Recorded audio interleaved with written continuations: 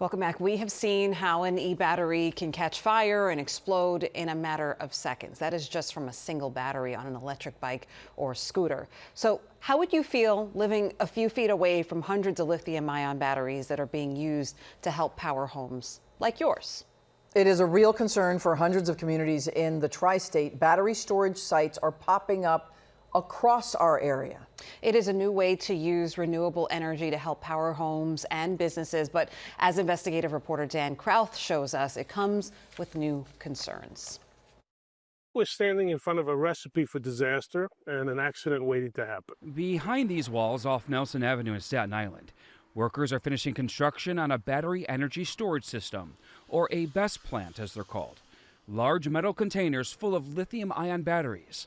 The power companies use them to store energy and then feed that energy back to the grid during peak hours. I think it's disgraceful and I think it's dangerous. An old shot from Google Street View shows what used to be there, a home office. All of a sudden we look out the window and we see like an industrial plant right across the street. Now, as you can see from above, the house has been replaced by a battery plant that's sandwiched in between a gas station and multiple homes. That is a danger in a nice residential neighborhood with a school around the block, people all over, and a gas station next door that can explode the entire neighborhood, and I can't believe they got it approved. Some battery plants have caught fire before across the country.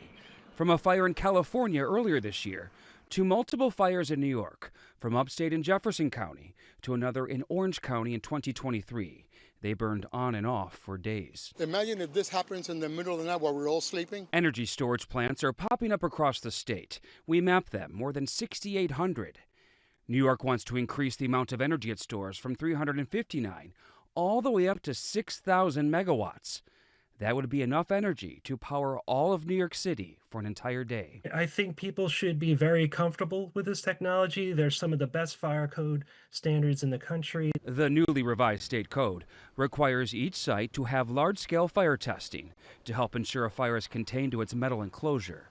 They have to have a gas detection system and a hazmat team on standby that would help firefighters in case of an emergency. These systems are no longer just set and forget. It is more of set and maintain. The new code allows battery plants to be built 10 feet away from another property. What do you have to say to homeowners who say 10 feet is just not far enough? Yeah, it's new, right? So I get it. I understand that people have reservations on that. Says that's a minimum distance.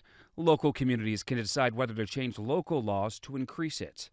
That's what the Staten Island Borough President says he's fighting for, as multiple battery plants are currently under construction. Accidents can happen. They have happened. And we just want to prevent that from happening here on Staten Island. Dan Krauth, Channel 7, Eyewitness News.